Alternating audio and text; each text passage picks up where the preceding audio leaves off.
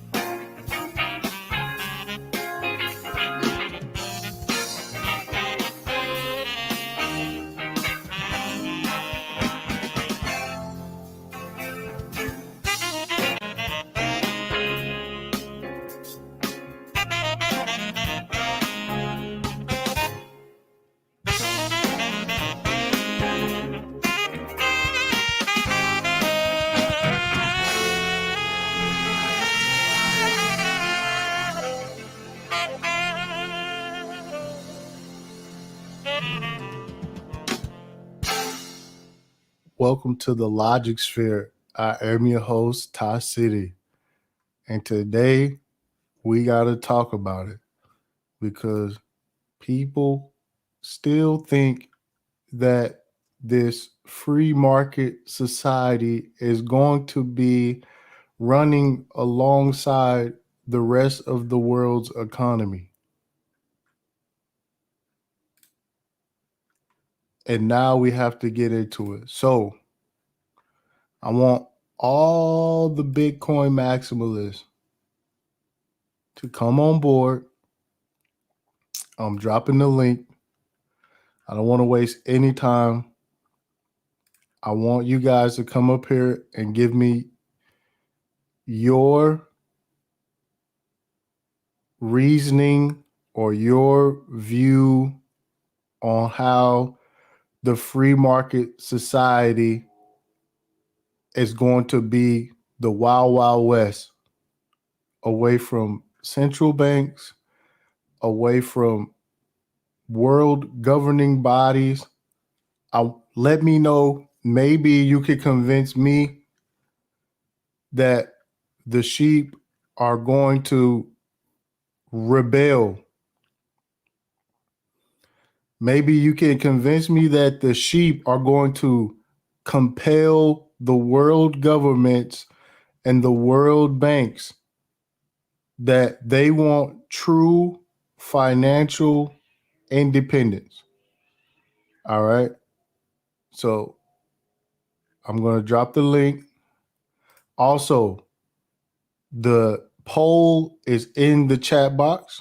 Okay.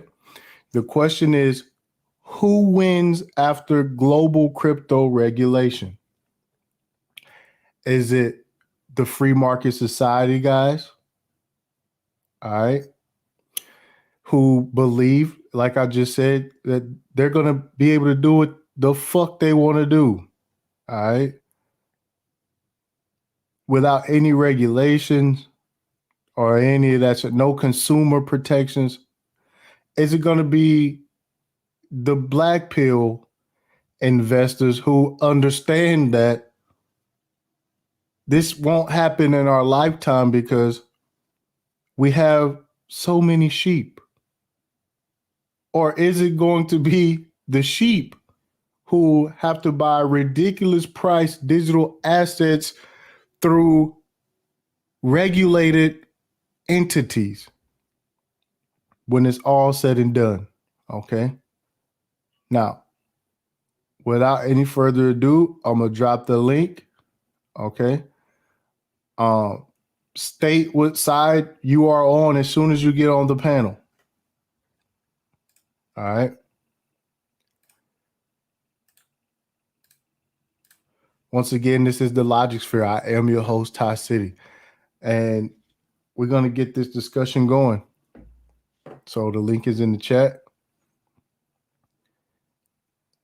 Anybody want to come on and tell me how Bitcoin is unstoppable? I heard that last time.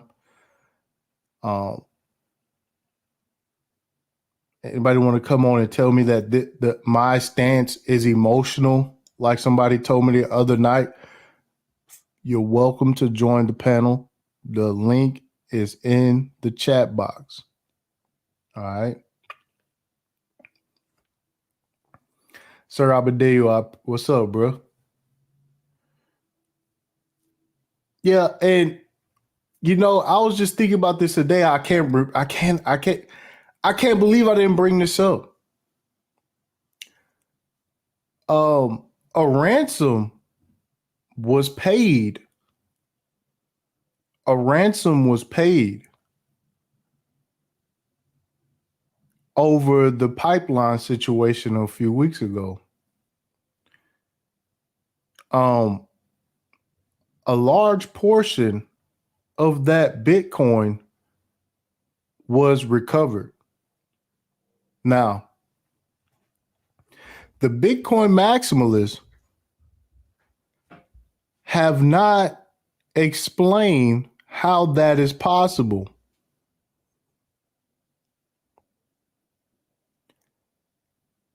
I'm waiting for the Bitcoin maximalist to explain to me how that Bitcoin was recovered. Okay.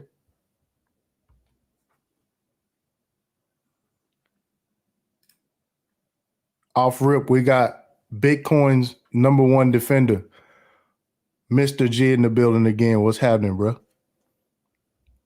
Your microphone, your mic is muted. There you go. Yo, what's good, Ty?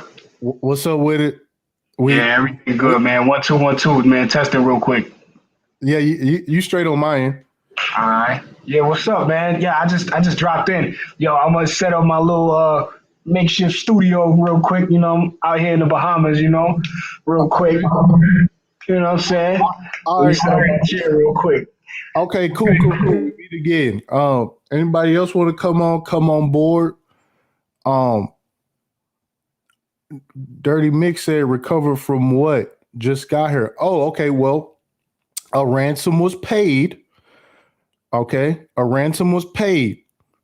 The federal authorities were able to recover Bitcoin. All right. That is not supposed to happen. That is not supposed to happen. All right. So that's what we're trying to figure out. Maybe one of these Bitcoin maximalists could come up here and tell me how the Bitcoin was recovered off of the network. Mike Jones, you're on the panel. What's going on, bro? Hello? Hey, I think I just unmuted it. Am I clear? There you go. I can hear you, yeah. Okay, good.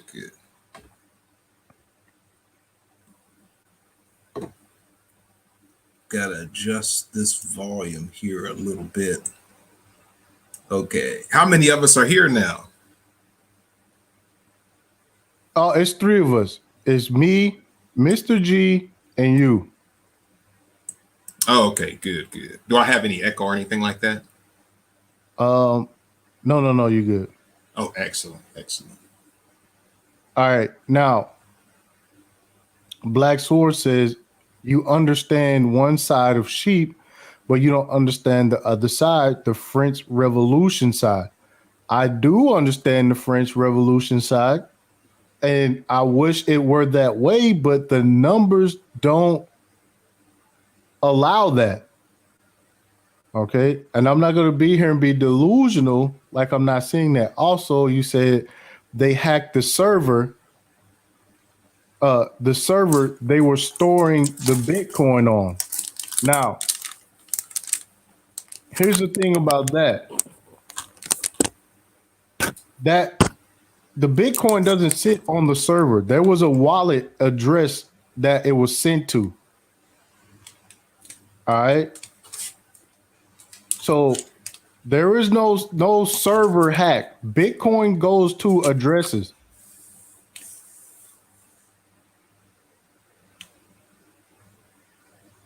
Ohim in the building. Ohim, what's happening? Ohim said Bitcoin is gold 2.0. Ethereum is silver 2.0. Projects like XRP, Cardano, Stellar, and Tron, etc., will dominate because they have a purpose. But BTC and ETH will definitely be a fixture in this space. I dropped the link on here. You want to come on, get you want to come on board, man? You know what I'm saying? We having the bar fight tonight, you know. Black Sword said it was an inside job. Uh oh.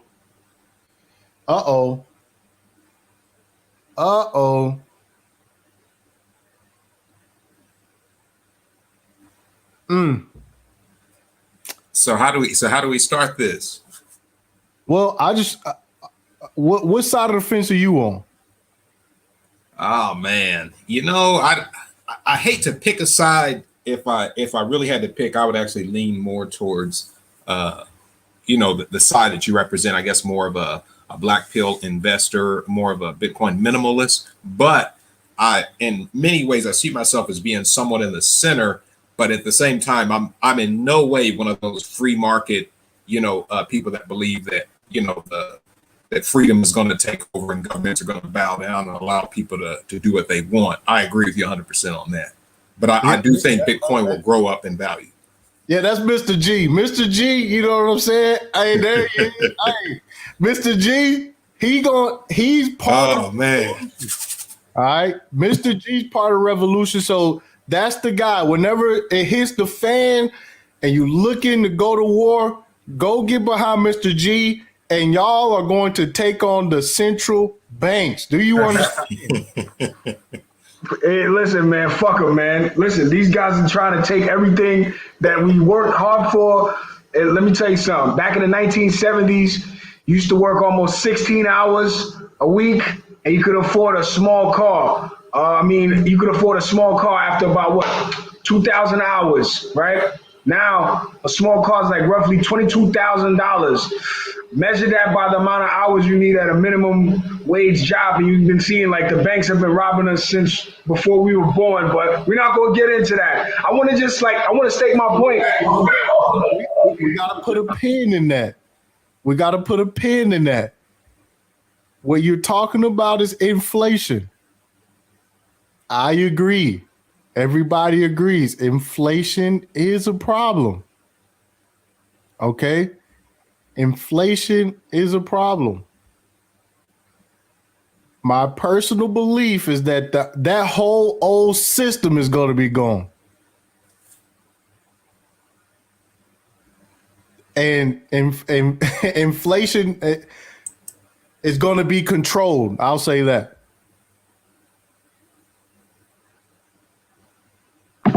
I think so too. And to be quite honest, they could, like with the coming of CBDCs and these new financial technologies and stuff, I think they can keep the con game going on. You know what I mean by the con game as far as like confidence in the dollar and fiat currencies? Absolutely. But here's the wait, no, let me finish my point. I think, what you guys are saying has a lot of validity to it, because it's a confidence thing. And like you said, you got a section with sheep, you got a section with, I wouldn't call them free market, call them free thinkers at some point, because, a lot of people are still broke. What are you gonna, hey man, that's a lot of people are still broke. Y'all created that in my chat box. Come on, man. Free market society. Free market society. Well, at the end of the day, you know what? That's what America was founded upon originally. And, it's just like, it's something completely different now. Whereas the average person can't just get up and start like a small business and compete with the big boys. So it's kind of like diverted from things like that. A true free market, we're not really seeing that right now. And as of right now, I don't think like a free market could really necessarily come about, because you got large corporations that basically taking a huge market share in basically the services sector, utilities, energy production, things like that. So it's going to be really hard for like an average Joe Schmuck to like get up in the world and everything like that. But yeah, I stand with the free market maximalists. If you want to, Society, come on, man. We gotta. Hey, listen, man. This ain't free the market time. society. Let me look at the chat. Hey, this ain't the time to switch up, Mr. G. No, well, you know what it is. I'm over here trying to see. Okay, cool. Yeah, but because I want to know who voted what. I voted for the sheep. Hey, listen. Like I said, what I'm looking at this. Do you have anything to say about the Bitcoin that the government took back from a ransom? You mean with like, was that with like the pipeline hack, the coastal pipeline hack? Yeah. What do I have to say about that personally? Let me tell you what. How did they get the Bitcoin back?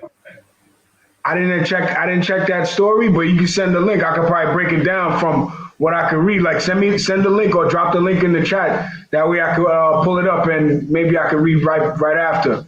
Let me see. I have to find it.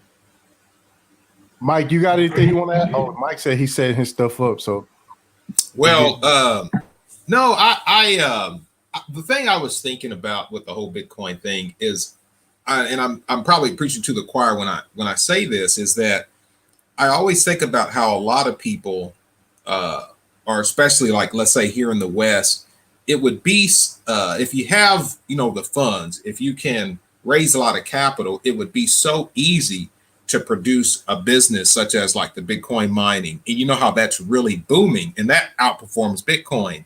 And so what I'm noticing is, if you've seen the evaluations of these mining companies, dude, they're just blowing up insane. And it's like, however, the white papers or whatever, if you have the funds and you can produce all this Bitcoin and then just sell it to the market, like I think that's always going to be alive as long as the big, let's say, the big money organizations or corporations can keep that going.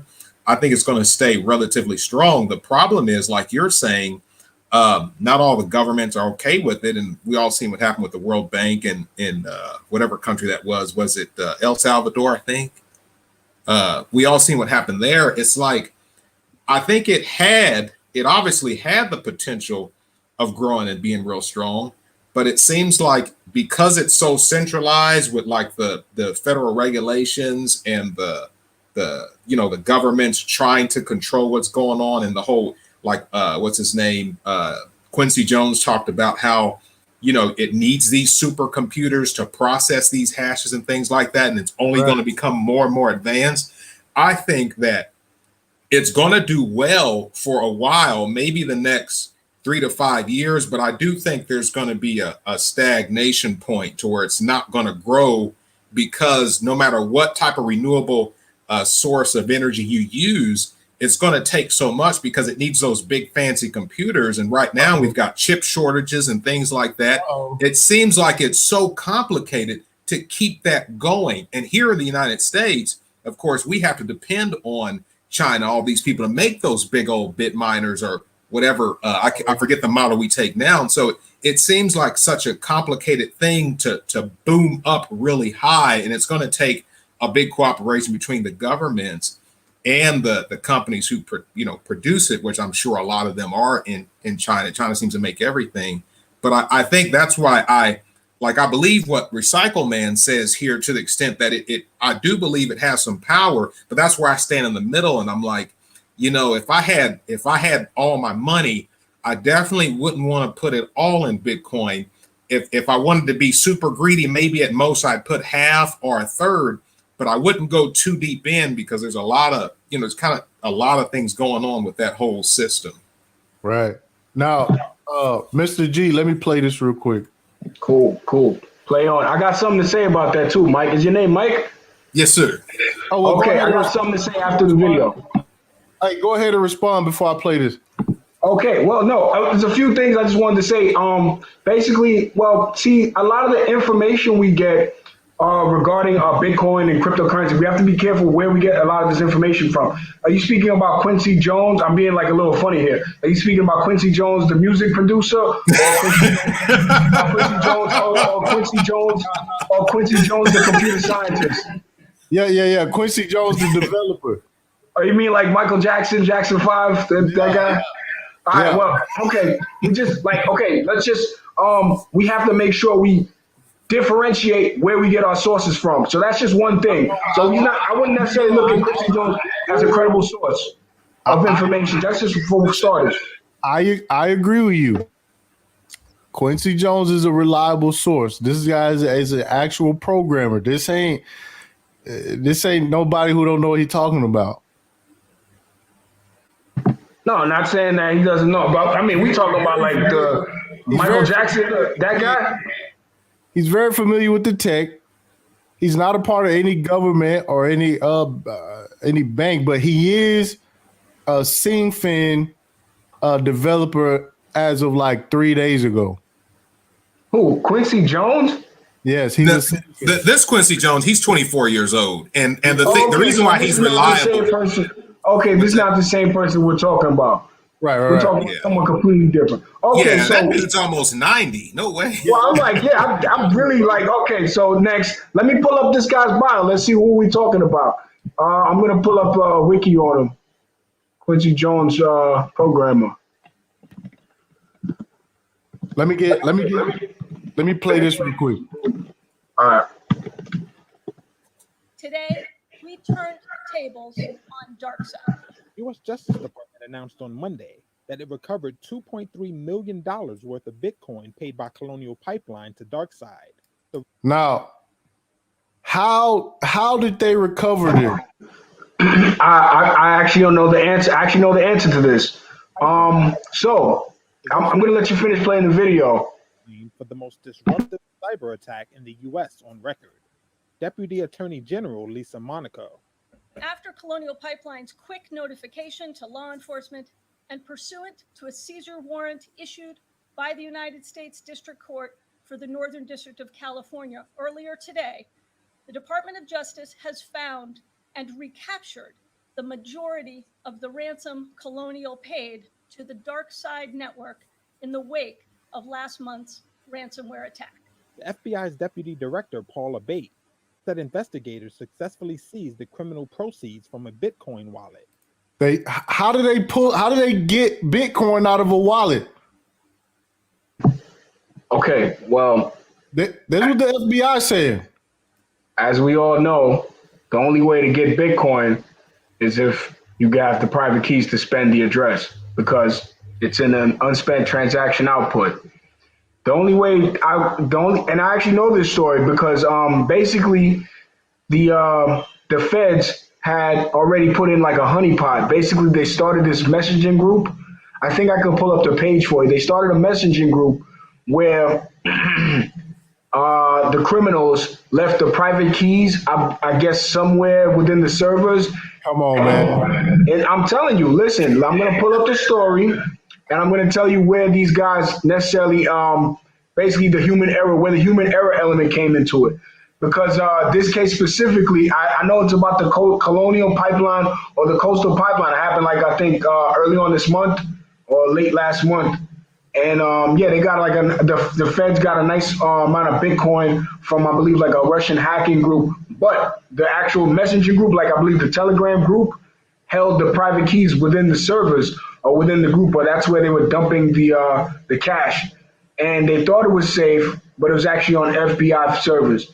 And they nabbed all the criminals basically through, I believe, their devices and their IP addresses. I could be wrong here, but I believe that's how they were caught.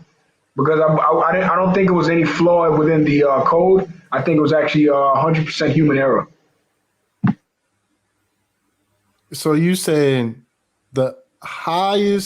some of the highest level hackers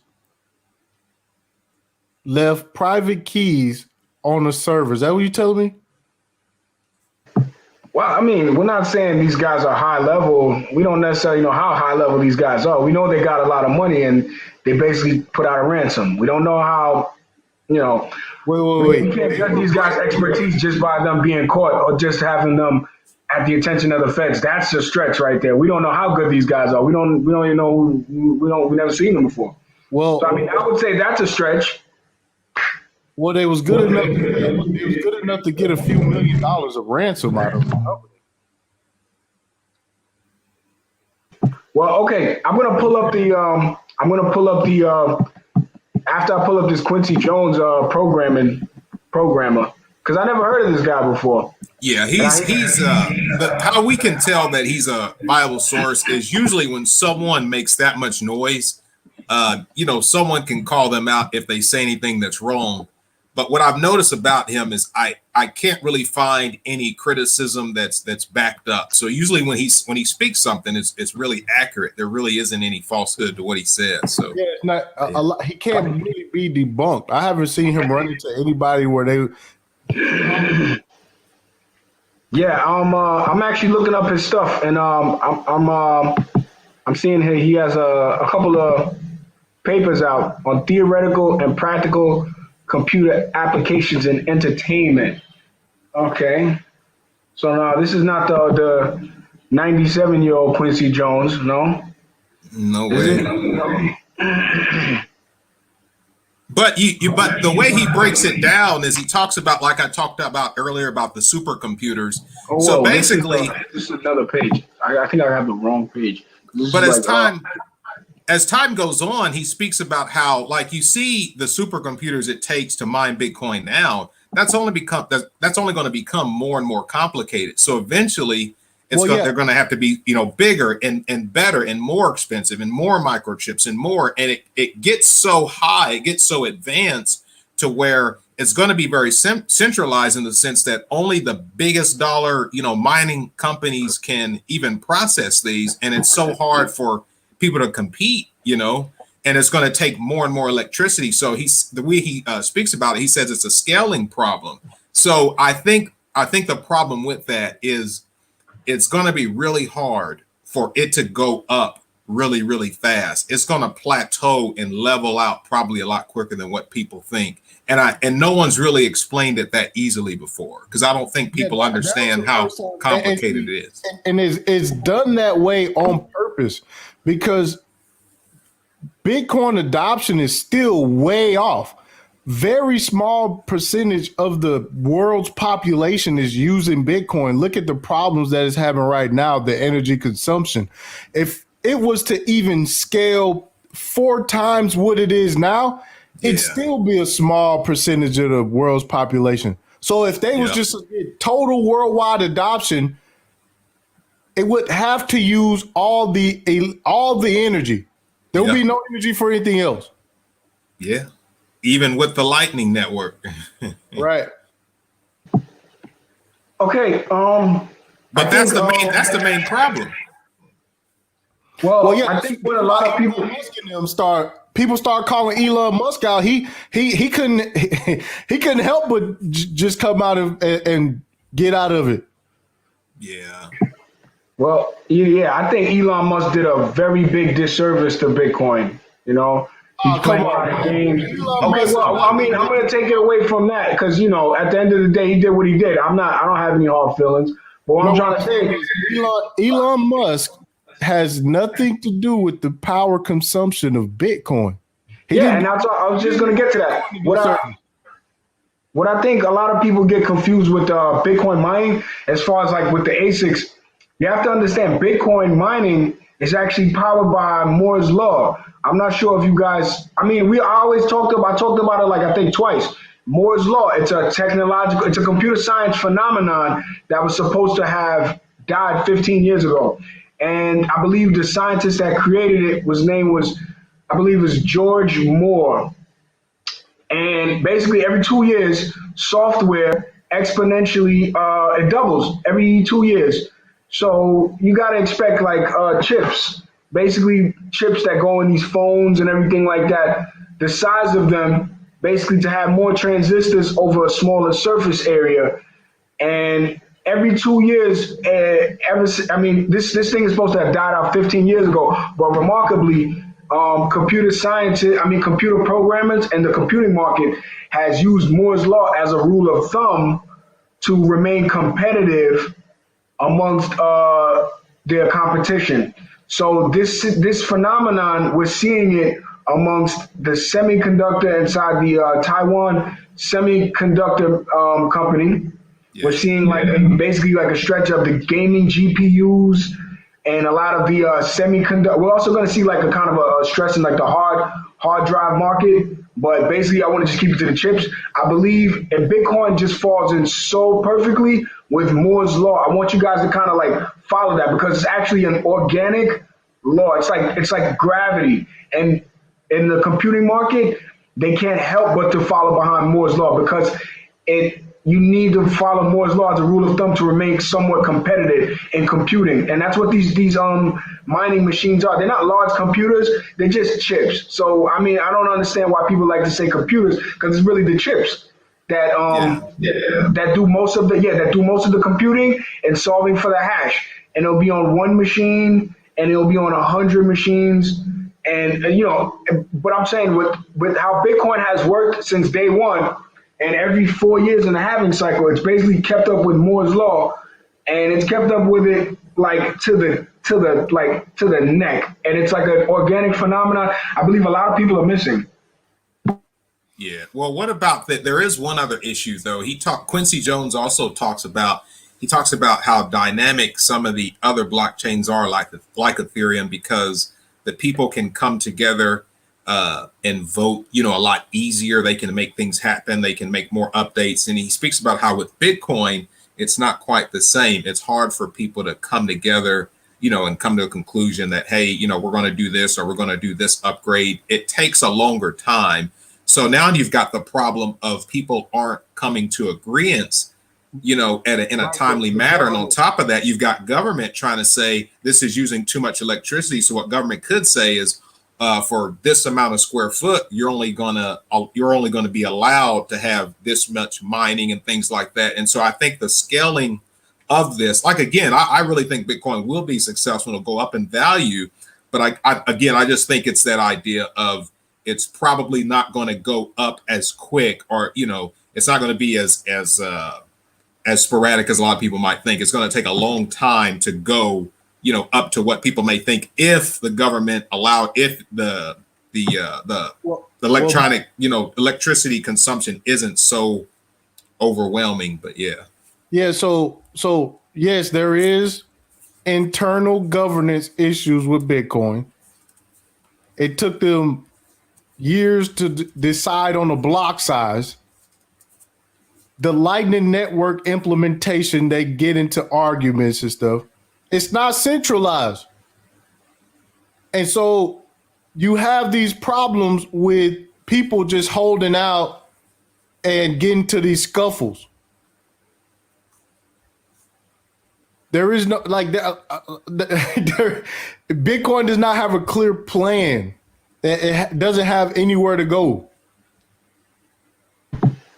Well, okay. I want to just finish what Mike was saying before, and okay, Mike. So with Bitcoin being like not programmable, because I believe that's what you're saying, Bitcoin is not as programmable as Ethereum, and Bitcoin, what it was designed for, and you can see this in the first block in the blockchain. It was designed as a currency. Now it hasn't, like Ty has said, Ty said, it hasn't reached price discovery yet. So nobody knows. I don't know. Ty doesn't know. You don't know. None of us know what the price of Bitcoin is. It could be worth $5, right? It's true. And we have to accept that. I have to accept that as well, just like everybody else. However, I'm saying Bitcoin in its original design, it wasn't designed to be programmable. And seeing as how I just basically I pointed out that phenomenon with Moore's law, it gives it a lot of like technical validity that at the base layer it doesn't necessarily have to be fast, and we have other layers on top of Bitcoin which are valid, that basically suit your needs, however you want to use it. And they're actually working on other layers of technology that can suit these needs differently. Now, as far as with Ethereum, I'm going to let you, I think you got something to say too, but as far as with Ethereum, this, I believe it's like a platform, like a YouTube or like a Twitter. It's like a very large platform, and I think like the whole idea with behind gas fees, it gives you like different steps. Every step you take in the network, it costs gas, and I'm trying to get that technological concept. So I'm not all the way sold on Ethereum like that as a currency, but maybe more as a platform and as like a technological experiment. Now, I was thinking about this today too, right? So you have Bitcoin. Bitcoin has built its value on being outside of the traditional financing and whatnot. Mm-hmm. Right? As a currency. Now, as these regulations roll out, what do you think that does for the price of Bitcoin? Because Bitcoin was the answer to so much problems within the traditional system, right? So when the traditional system comes out with all these CBDCs and regains the confidence of people, people's outlook on Bitcoin is going to change. They're going to have more confidence in this new system that they finna bring out. Okay, I want to address that. I think an issue with that would have to be with, like, I think okay. I answer one side of that statement with like fungibility. So Bitcoin is going through some technological changes in its scripting mechanism. I'm not a techie, but this, from what I'm understanding, it's going through some technological changes where it's going to allow harder to trace multi-signature transactions on the blockchain, which is, for the most part, for the technically savvy, it allows for more privacy. For the average user on Coinbase, not as much, right? So that's what Taproot is supposed to be. And as far as like the fungibility of Bitcoin and whitelisted and blacklisted addresses, things like that, I think a lot of the technological upgrades and updates, I think they're going to smooth a lot of those things out, because you got to understand, Bitcoin has already been adopted by a lot of small entities like pizza shops, mom and pop corporations. And right now we're seeing it at like the institutional mid-level.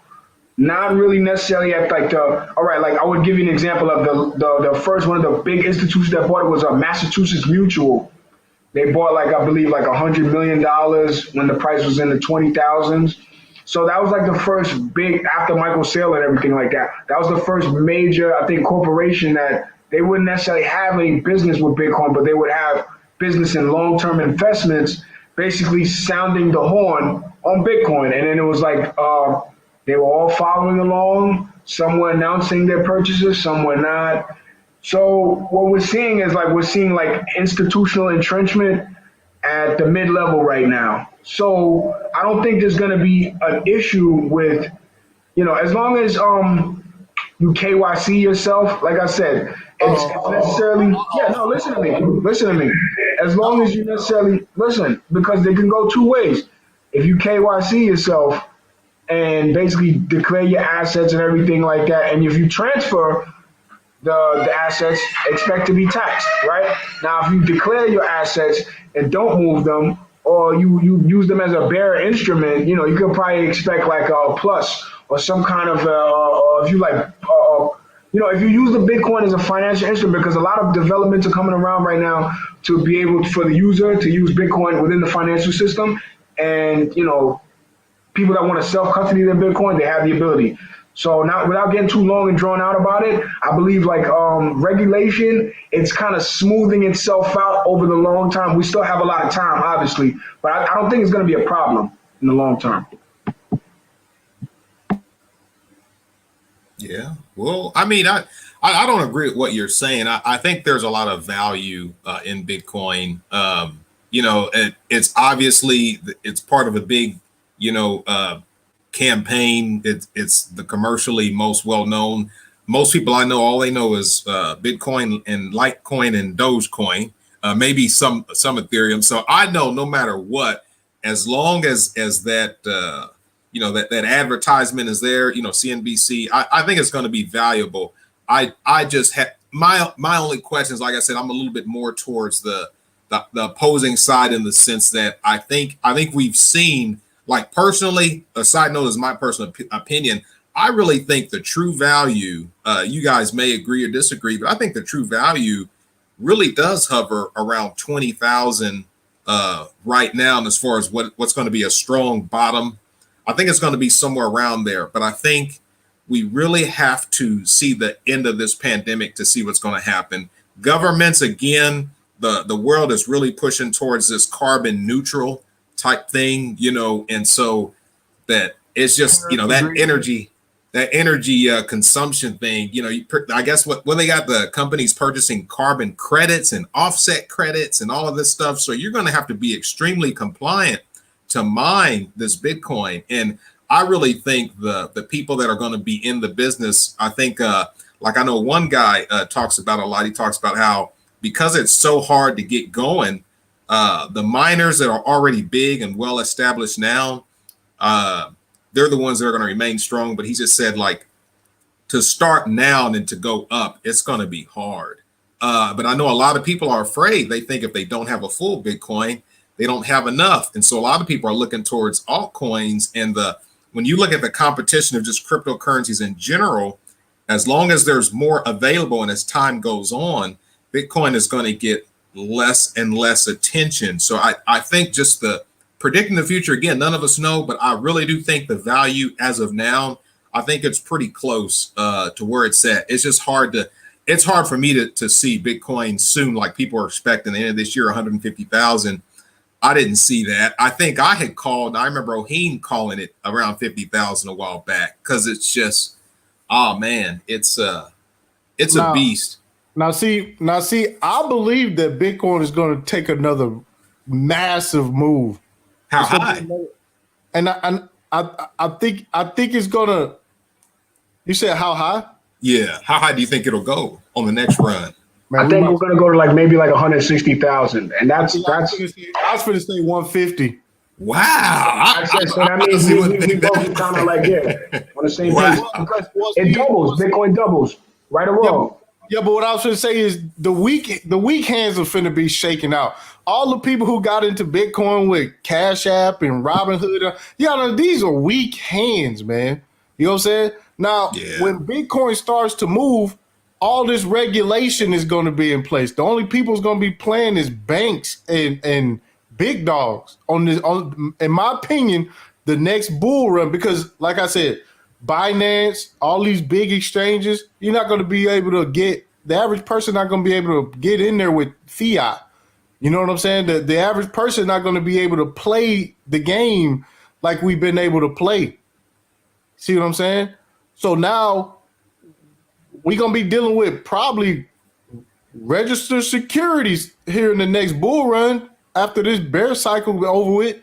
We don't know what the regulation going to do. So I see Bitcoin going high as shit. But in the end, man, these institutions and whatnot, I don't think they're not gonna. Well, you bring up a good point. I would like to ask you part of that question. One of the things I was thinking about is, so I'm sure we all familiar with Gary Gensler's MIT courses on YouTube and things like that. But he spoke about, is it security or is it not? And he believed that most of the ICOs, most of the tokens were registered securities, in his opinion, are unregistered securities. I mean to say. And so the thing I was thinking is, I thought, well, I do believe Bitcoin would have a potential for a big run, because after regulation, everybody's going to say, hey, Bitcoin is safe, Ethereum is safe. And a lot of the other ones, people are going to be, probably more afraid. But those two, I guess, have the green light. So I do see a lot of potential in just that alone. But yeah, you got to understand, Bitcoin and Ethereum, at least for Bitcoin and Ethereum, XRP right now it's still in the crosshairs, but Bitcoin and Ethereum have basically been commoditized. They need you need to expend energy to make Bitcoin to damn near where the margins are like very, very low for like a miner. So I want to just get back to the whole mining thing. So to be competitive as a Bitcoin miner, you're going to need like a lot of funding. You're probably going to need like a lot of electricity, or you're going to have to go to where you can get the cheapest electricity for your machinery. So say, I'll just give you a small scenario. Say I have 400 ASIC miners and I need to put them somewhere. I will ship my miners, which is going to cost me money, to a jurisdiction which I've already spoken to the jurisdictional, the authorities in the area. We've already worked out a deal for a cheap power, for low powers. Maybe I would say a good average would be 3 cents per kilowatt hour. If you can get that somewhere in America, you're doing good. And if you have access to the power in a lot of machines, you'll be competitive mining Bitcoin. But at that point, it's going to take you maybe $400,000 to $500,000. And actually, I listen to a lot of Clubhouse chats with a lot of these small businesses and startups that try to get into competitive Bitcoin mining, and it's not easy at all, and it makes no sense for the average person to do it. That's a fact, and it makes sense for you to just buy Bitcoin versus just mining it and everything like that. However, Mining, however, as far as like supporting the network, is incentivized. If you do have the spare electricity, like a lot of us Westerners do, we live like pretty decent lives over here in the West, so we can afford to, expend a little energy to mine Bitcoin. If you feel if you feel the need to, it's not a must. And basically, all mining does, it basically, like if you listen to the Gensler tapes, mining gives you the ability to add to the ledger. So the most hash power gets the block reward. It has the ability to add to the ledger. There's no going back. I mean, I don't want to get to breaking down stuff that you guys already know, but more, you can mine Bitcoin in a supporting role. I'm just saying that's always an option, and you have the necessary, like a hobbyist. A lot of hobbyists mine, and I actually have a friend that mines for hobby. Here's the thing. The people with the most hash power, they get to determine what happens. Yeah, That's the how super Bitcoin- big companies. Yeah. Okay, but look, this what makes Bitcoin different. Okay. That's how the Bitcoin governance is turning out.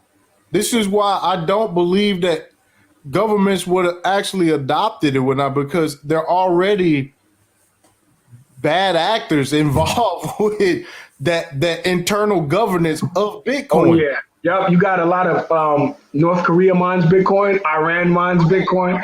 A lot of sanctioned countries already mine Bitcoin, so they don't like that at all. Like, That's look, like, oh no, I agree. If 99% of the hash power was in America, they would be like Bitcoin all the way. That last percent and bomb that motherfucker. Whatever mining form had that last piece. You're right. Down to the last hard drive. They would have bombed the shit out of them already. America wouldn't have been on 99% of the hash power. They'd be worried about that last percent, bro.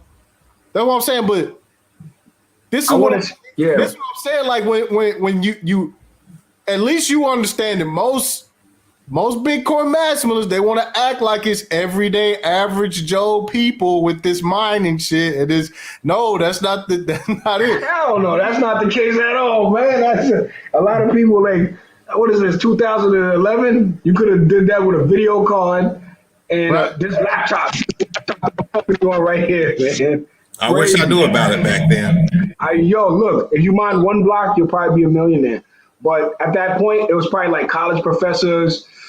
I can tell you who's into Bitcoin. Enthusiasts, nerds, like people that were like born libertarian. Yeah. Military. Yeah, because I always hear about this, man, and then it just never appealed to me. I was like, a new money. You can't just come at somebody with that. Yo, this is like a new money. It's like, all right, cool. So they was giving Bitcoin away on InfoWars, Jones and all of them, but they would just give Bitcoin away, bro. Like 20 Bitcoin, 30 Bitcoin. You know what I'm saying? You sign up for people's newsletters and shit, they'll just send you paper wallets with Bitcoin on and shit. Fact. So, but yeah, and see, here's the thing. Like I said, America would have gotten into it already through the whole Silk Road debacle. They knew about Bitcoin technology back then. If they wanted in, they could have just took it over back then. Mount Gox and all that, they could have took over Mount Gox, which was probably the only exchange at the time. And then just, now here's something about Mount Gox that somebody brought up and that was interesting as hell. Jeb McCaleb, the guy who pretty much started Ripple, right? He left Ripple to go to create Stellar. Now, Jeb McCaleb was the owner of Mt. Gox. Yep. Now, here's the crazy part, bro. This is what I'm saying. I never wanted to get into this conspiracy theory level, but God, take it there. But hey, Jeb McCaleb ran Mt. Gox through a personal bank account, bro. through J.P. Morgan.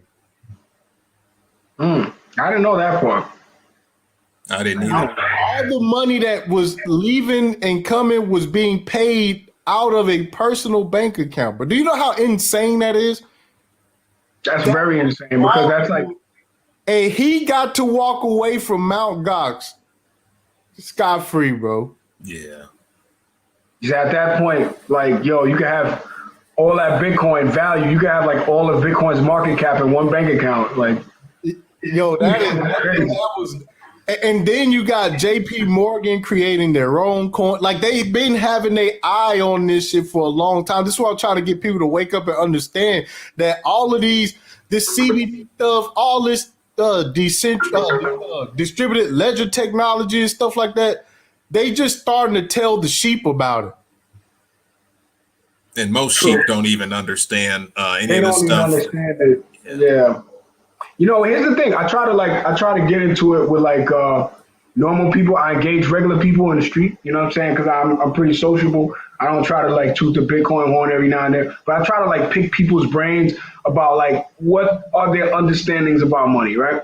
Right. And it's very hard. It's disheartening to see how some people know little about the money, especially like a lot of foreigners. You know what I'm saying? People coming here from countries struggling, coming trying to make it, and they can't even read what's on the money that they spending. It's really crazy. The money, their fiat money is a smart contract shitcoin, right? If you really break it down, like whatever, like that, but. It's just crazy. So I try to basically interact with people and just like try to see what's their knowledge of money. Some people tend to know about what it is, but I found out like a lot of people with like not a good secondary education, they don't know nothing that was going on.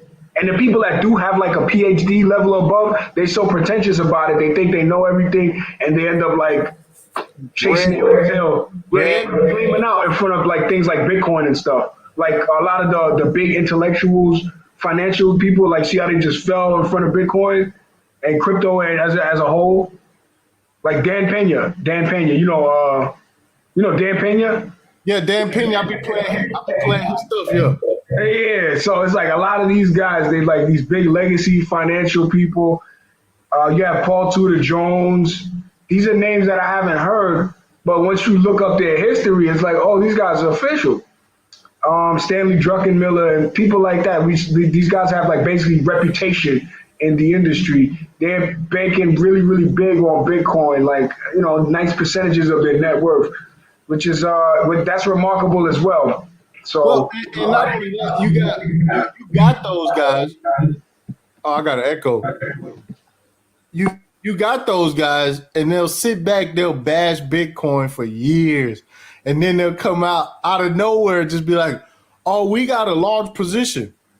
And Michael Saylor bashed Bitcoin in 2013. And now look at him. He's like bull of the year. Yeah. Mark Cuban bashed Bitcoin, got in. A lot of people was bashing Bitcoin and got in. But like I said, now we're going to the next phase, right? We going to the next phase in this, dog, where, the technology is going to be out front now.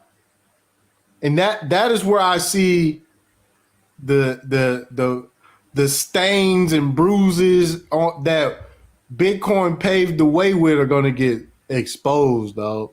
Nah, yeah, let's talk about that, because not for nothing, it's not going to be a pretty future.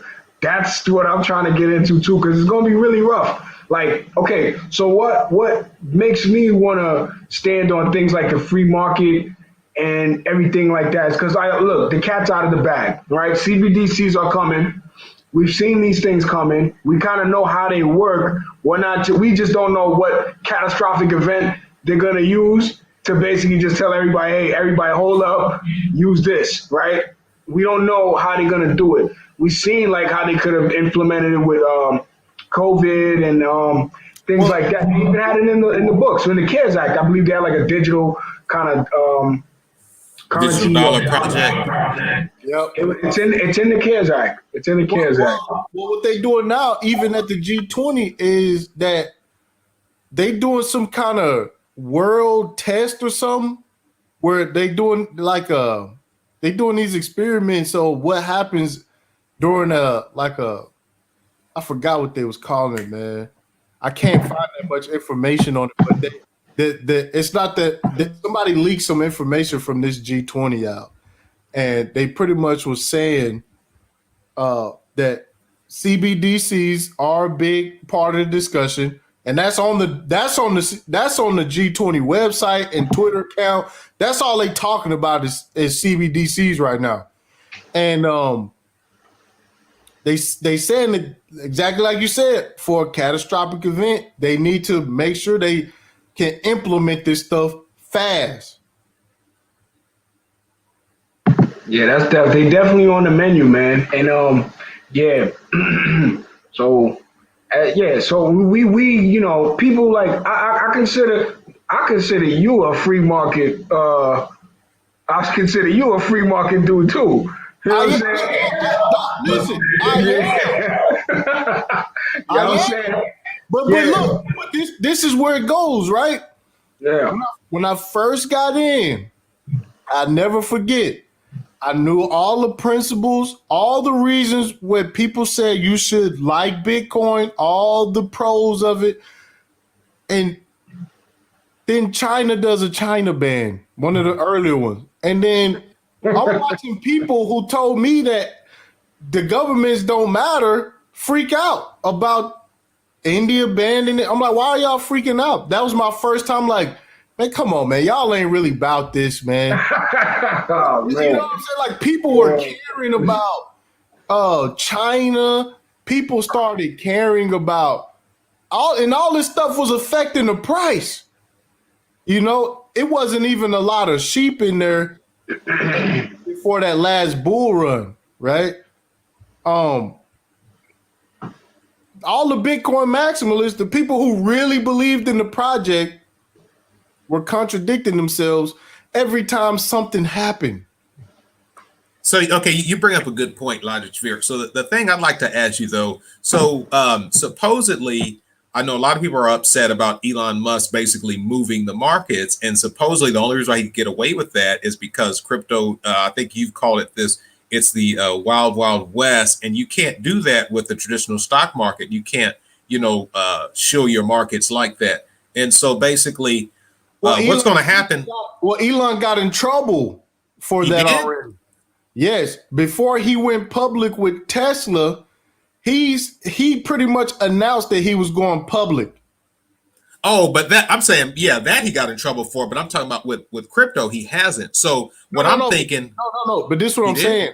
When they did that, all of his social medias have to go through like a string of lawyers to be approved, so he doesn't freak the market out.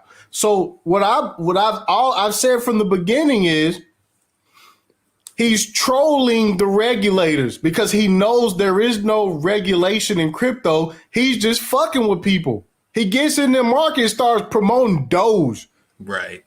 And they can't do nothing about it because he's fucking with them because that's what they did to him. But what's going to happen after regulation? Will the market, will it be more stable? You think people will get away with shilling, certain tokens after regulation? No, it's going to be just like the stock market. Like, you can't have insider trading and all that stuff. That's what's coming to crypto. So that means it's going to be a heck of a lot more stable. Okay. And you think that's going to be the case for Bitcoin as well? Yep. Okay. But see, here's the thing. Bitcoin, I believe only Bitcoin and Ethereum are actually classified, and they're classified as commodities already. But they get a lot of shilling too, and false news. Like, look at how Guggenheim had said it was going to go back down to 20,000 back in, like, I think it was February or something crazy, and he was doing that because he was waiting to buy a big portion of GBTC, Grayscale, and all that crazy stuff. So I know that there's a lot of manipulation with Bitcoin as well, to be fair. Yeah, but see, they can do that. That's like me shilling oil. It's a commodity. If I go shilling beans, that's true. Yeah, 100% correct. 100% correct. So you can't. That's what I'm saying. Like, this is why XRP is in there, because all the rest of these cryptocurrencies, and like you said, Gensler, the new guy over the SEC, he believes that most cryptos are unregistered securities. Yeah.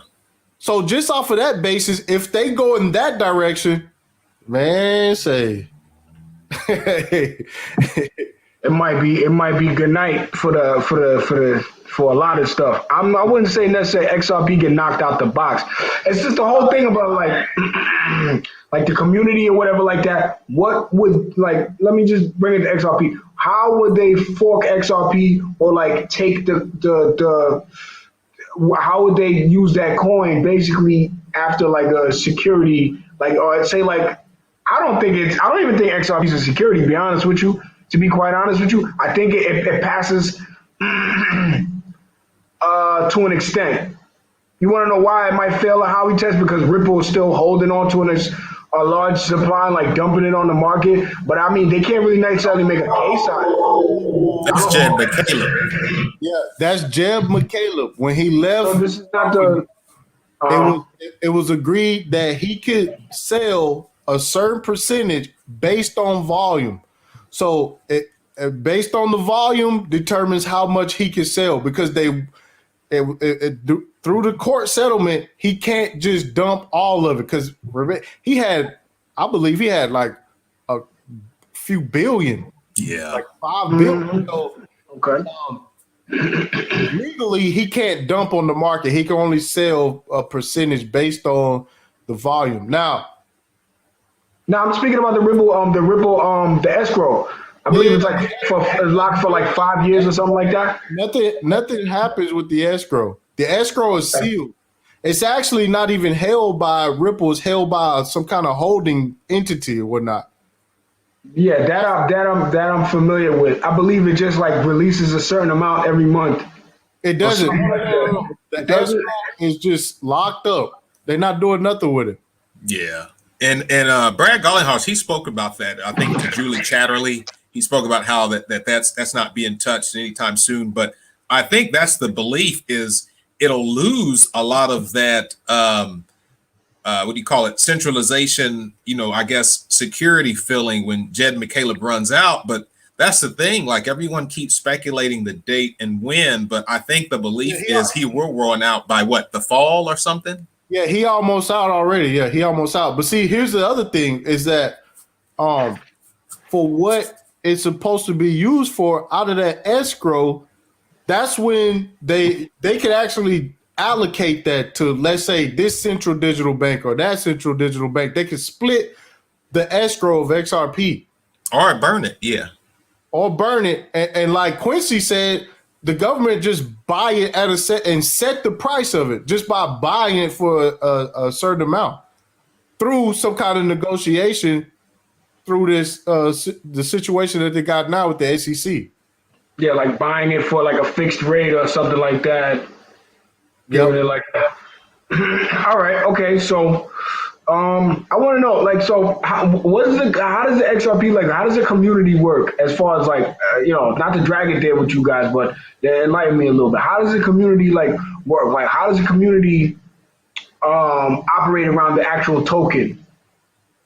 So basically, the way I understand it is XRP is more of a payment system. I forget the exact count, but I know it's capable. Supposedly, it's capable of doing, I think right now, at least 30,000 transactions per second. And basically, like, it's a cheap way to send money, because if you send Bitcoin, like I've heard Brad Kimes talks about how if you send the Bitcoin, now you might lose, let's say you send a $35,000 Bitcoin, you might lose, 1,500 of that in just the fee of sending. But XRP, if you send 20, you might only, I think the cost is not, it's only like a fraction of a penny. It's going to be like a tiny portion of an XRP. It's almost free. So it was like it's a payment system to send money really fast. It always settles within like 2 seconds.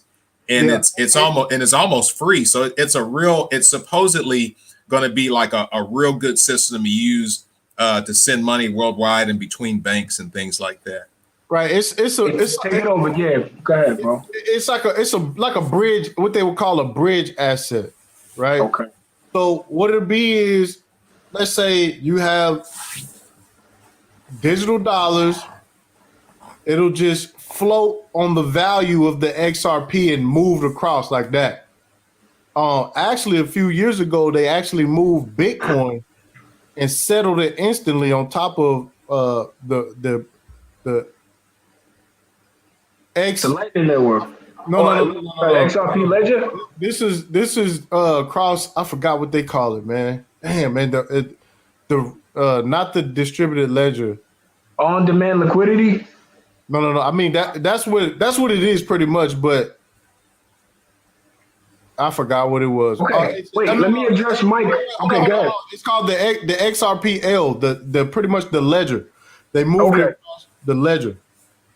Now we're able to move Bitcoin across the ledger, like as a layer 2, like it was used as a layer 2 mechanism. Not really, because it doesn't. Yeah, because what it doesn't actually deal with the Bitcoin network like that. Oh, it doesn't deal with anything on chain or anything on chain or anything like that. It's just used to move it. Okay, all right.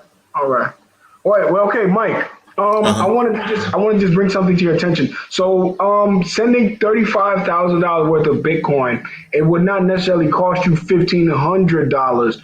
That's a mistake, and that's kind of an error I think a lot of people get with Bitcoin. Whereas like the mining fees will be in like the high percentages. So, if you're sending like a whole Bitcoin, I'll give you an example right here. I don't know if you're going to be able to see the camera backwards, but this is a recent transaction. This is kind of late, but look, I'll give you an example. I don't know if you can see. Can you see, or can you not see? I can. It's too small. Too small, too bright. Okay, damn.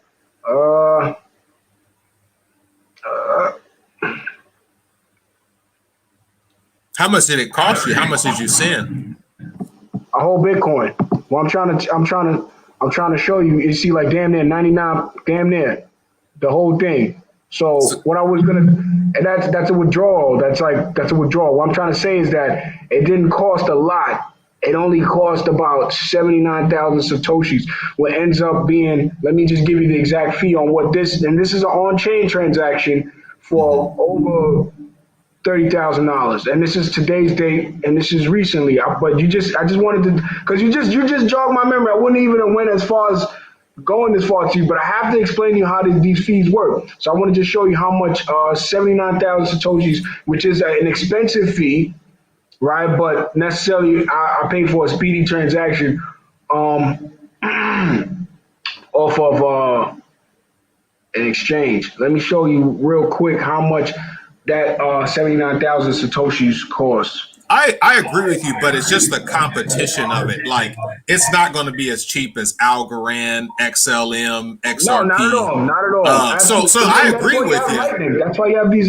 That's why you have these second layer technologies that are getting built, because nobody's going to want to spend their Bitcoin. I agree with Todd when he says like nobody's going to want to spend their Bitcoin. It's like a storage asset and a storage of value right now. And then if you're in a third world country where the Bitcoin spends a little further, feel free to use it, and you can actually spend it and save some in a third world country versus them spending purely dollars and, you know what I'm saying, not saving anything. You know what I'm saying? Because that's the whole thing with El Salvador.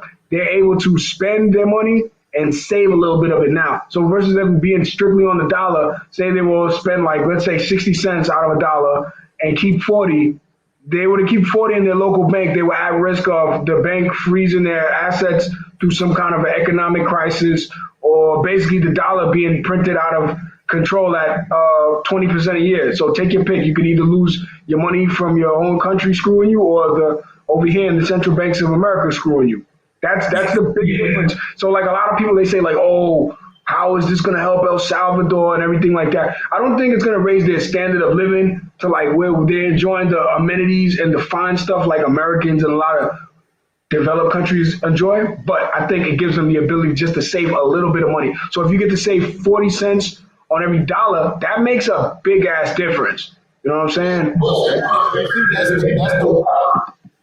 That's the premise behind the ISO standard, right? Is because they talking about all the transactions over the world, bro. You know what I'm saying? If you able to save a quarter off of every one of those transactions, we talking trillions of dollars moving every day across the SWIFT network and whatnot.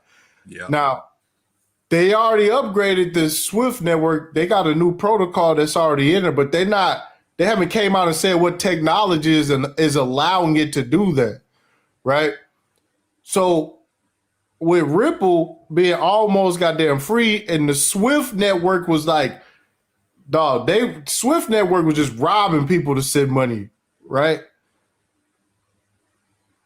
It's like tens, like it's gonna be hundreds of dollars saved off of each transaction, dog. Like thousands of them happening all at a second. That's a lot of freed up liquidity. Yeah, and a lot less electricity and paying people to do to process transactions through, I guess, the current SWIFT system, which is people and computers and messaging each other back and forth. It'll be more of an automated type of system, but yeah. Now, another thing with SWIFT is it's actually used as a tool to put sanctions on people. Like they actually use SWIFT to like block and ban things with sanctions and whatnot. So no, yeah, so that's yeah, you just basically hit a point there. Like you can like see with Bitcoin it's about censorship resistance and the ability for them to censor transactions, freeze or close accounts or whatever like that is like kind of against the tenets of Bitcoin. That's that goes against a lot of the things that on Bitcoin you can't necessarily do. You got all the world's money floating on the Bitcoin network. If anything happens, who do they go to fix it? Nobody. That's right. It's all Nobody. And they don't like that. Hell no, they're not. They're never gonna accept that. Let me show you. So it ended up being $26, and right now at the height, that's plus like withdrawal fees and everything like that. So you gotta figure I pay like maybe like $8-9 withdrawal fees, and like the actual mining fee was like maybe $15.35. So I'm impressed with that. But the question is, what if it was really congested? It would have been a lot higher than that, wouldn't it? Actually, it's very congested right now. Yeah, but here is the other part of that. Mm-hmm. What if it was less than a penny to send that much? I see now. Now that's where you hit it. You can't send. It's not Bitcoin is not feasible to send small amounts. That's kind of the caveat. But that's the thing. That's the thing with the Ripple protocol and Stellar and Algorand and all of them is that you can send big amounts for less than a penny. Yeah, you don't see that price change when you send them. It stays the same. I mean, that's kind of. I mean, you could say that's the same thing. Literally, you could do on Lightning, but I mean, it's a different mechanism. I'll say like that with what you guys are saying. Basically, it's like immediate settlement, and there's no necessarily a need to establish like a payment channel or like a two-way channel or anything like that. Whereas like with Lightning, I believe it's like 1 million plus transactions a second, but you have to lay out a channel, which I believe what this protocol, I believe with like Swift. And I said with Swift, with XRP and the ISO 222, right? I believe it's like for immediate settlement and immediate delivery. So it's a different mechanism, and I'm not gonna just butt it all the way out the window. My thing also is just like a lot of people holding on to the token as like a storage of value in a sense. Now I'm not saying. I mean, I'm pretty sure. Like, look, if that thing goes wait. Let me just say something. If the price goes boom, I'm pretty sure you're gonna pack your suitcase and you're gonna be the first. You're gonna be the first man out the door with your money. I'm sure that, right? So it's like that sort of thing. I mean, I definitely see the potential for like positive price action with all of these assets. Because you know what I'm saying? Especially at this point, I think they playing the dog and pony show at the SEC with XRP. I think so. I don't look at it in the same light. You got to understand that Ripple was named in an executive order. The government has been working with Ripple. The SEC actually ran a validator node for Ripple back since 2016 or something like that. It's absolutely goofy. Yeah, it's goofy, and then not for nothing, for them to even do that, that means they're heavily invested, because that means if they're like a node on the network, that means they can open and close transactions, and they can say who gets to do what. So it's like, what do you guys? Yeah, you guys are like, they got admin keys on this network. What the fuck is that? That's what there's value in that. It's weird, but you gotta. I think like that. Like it's value in accommodating the sheep. This is true. I'm not gonna. I mean, it's crazy how you just calling them that, because not for nothing. I mean, do they call them sheep too? You think? They call them the dumb money. The dumb money. The retail. Did you not see what's going on in the NFT space? People are giving away money. Yeah, they sure are. Oh man, how much them Top Shot? Wait, Digital. go to the Top Shot. How much Top Shot sell for right now? It's just absolute garbage, man. Yep. I'm in. That's my NFT play. Oh, me. Oh, he called me. Okay. Yeah, old country. You gotta play both sides like the billionaire. Absolutely. Real shit. You trying Oh my God, they still got these things for sale. NBA Top Shots. How much are these things going for? Oh my Lord. These are just like, oh God. They got the fake foil and everything for y'all. This shit is crazy. Well, you know what? I'm not gonna get a Dapper Labs account right now, but yeah, that's definitely yeah, they got them, man. And it's just, yeah, a lot of these things, man. It's just like, yo, I look at it for like I look at it for what it is. Like as far as like I look at it with like Bitcoin vision. Like I look at people like just reaching out for a lot of these things, like Top Shots, Dogecoin, a lot of these speculative cryptos with no backing. Like they're just reaching for anything that's gonna give them like any kind of money. Like that shit is crazy. Not me. I stick to the fundamentals. No, not. You know, I'm pretty sure everyone over here is like has a level head. I'm pretty sure. But I'm just saying. People But here's the thing, because I can't be mad at people who run with the sheep. Shout out to Lionel. Shout out to Ohim. You got to understand, if you go to Twitter and you put in Shiba Inu, oh my God, that base, that bitch gonna go for days. That base is so huge, bro. Like you can't ignore that. Bro, and it's listed on Coinbase. They listed Shiba Inu on Coinbase? They bought. Let's go. I heard they were gonna list it on Coinbase, bro. Let's go to Coinbase. If I see that. This is what I'm saying. So at the end of the day, if you get in on Shiba Inu or Safe Moon, these projects are as popular as Ethereum. Yeah, they getting there. They getting their little fucking they getting their little communities, man. And they're very affordable. Anybody can afford to buy them. Right. That's no excuses. Yo, because I was laughing, bro. People used to tweet. Oh, it's not supported yet. Okay. You probably get it wrong. This is what people used to tweet in the last bull run. If Dogecoin goes to 0.08 cent, I'll be a millionaire. And that was a fucking joke because nobody expected Dogecoin to go to a penny, bro. I didn't. I didn't. And like I said, I used to use Dogecoin. I used to use Dogecoin to move from exchange to exchange because it was cheaper to move than Ethereum and Bitcoin. I could buy a shitload of Dogecoin, send it to this exchange because Dogecoin was on every exchange, still is. right? It's still, yeah.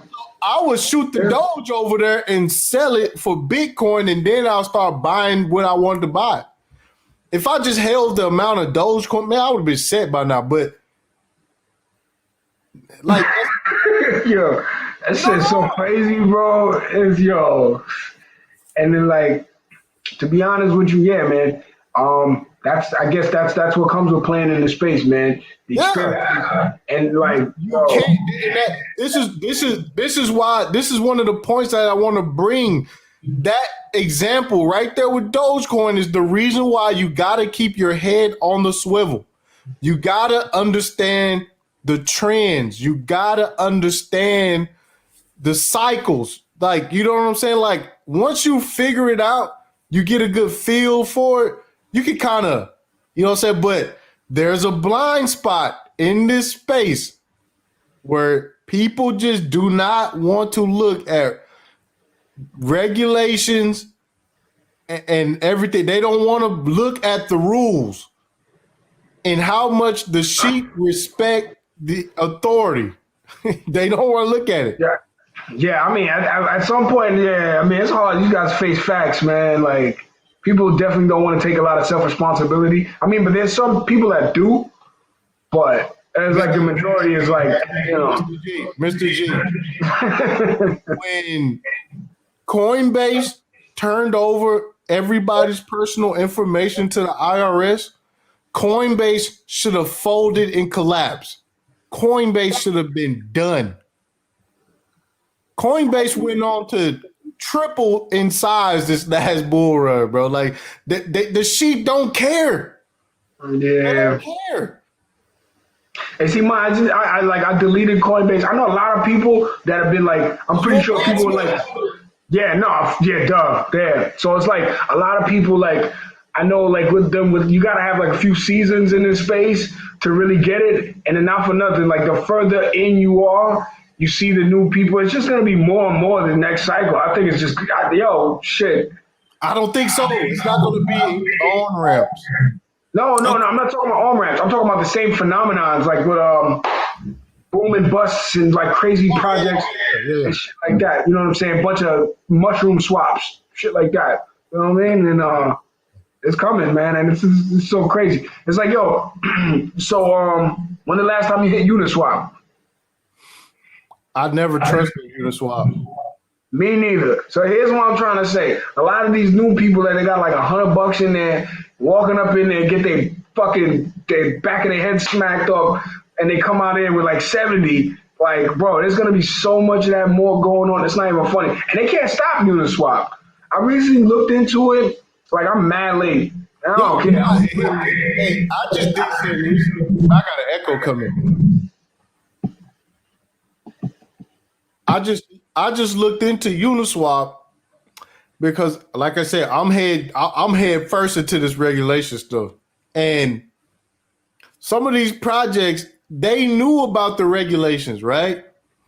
Cardano didn't have an ICO in the United States. I believe they did their ICO in Japan. Uniswap also didn't do an ICO in the States. Like, they went through loopholes. A lot of these newer projects and some of the older projects, they went through these loopholes. I remember the project where I hit big on this bull run was Polymath. They gave away Polymath, right? They gave Polymath away out of the Telegram group. It was free.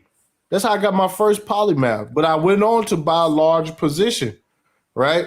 Because they're setting up regulated blockchains. That's what it is. And when that took off, that just opened a whole new wave of thinking for me. So how do you think this ends, though, Logic? For like, so you speak about how the on and off ramps and how, you know, Cardano had to start outside the United States because of these regulations and things like that. I'm going to tell you exactly how this ends. This ends with tokenization. Damn near everything tokenized. That's how it's going to end. So when you say everything, like in what form?